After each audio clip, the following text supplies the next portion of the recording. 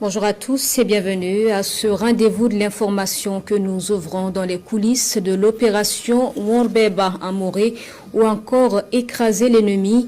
Il y a quelques jours, le groupement des forces spéciales et d'autres unités de l'armée ont infligé des dégâts importants dans le camp des terroristes, neutralisant l'un des chefs terroristes de premier plan, Tal Bourema alias Abdoul Barli. C'est une victoire stratégique dans la lutte contre le terrorisme. Des coulisses de l'opération avec l'Iranda Philippe Ada.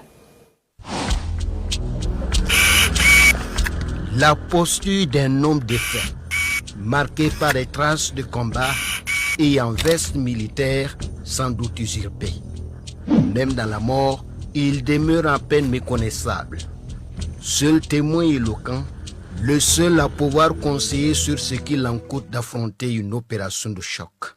Cette opération d'envergure a été baptisée Worbeba, en langue morée, écraser l'ennemi. C'est l'histoire d'une traque chirurgicale contre un ennemi juré de la paix. Originaire de Barga, il était l'un des principaux responsables de la coordination des attaques terroristes dans les zones de Solé, Barga-You, Titao et Namisigma. Nous allons vous conduire dans les coulisses d'une fin de cavale retentissante avec les acteurs au premier plan qui racontent l'exploit.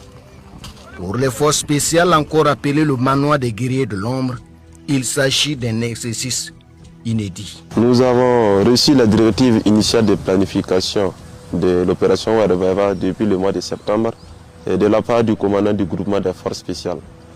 Et depuis là, nous nous sommes attelés à la préparation de la dite mission. Sur le renseignement précis, la planification est faite, les unités sont déployées. Nous sommes en début novembre 2025.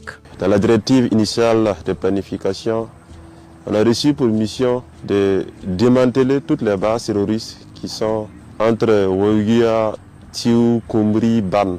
C'est la traque du leader terroriste et ses hommes qui s'engagent. L'opération a consisté à une frappe chirurgicale de certaines bases terroristes sur des renseignements très précis et ensuite une reconnaissance offensive des unités opérationnelles dans la zone. Le 12e régiment d'infanterie commando, le 14e BIR, le bataillon d'artillerie de campagne et d'intervention rapide battent la cadence.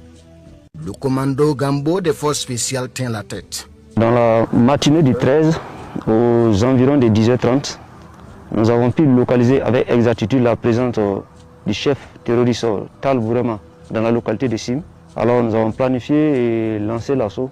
Il avait fait des aménagements pour essayer de se barricader, de défendre sa zone, notamment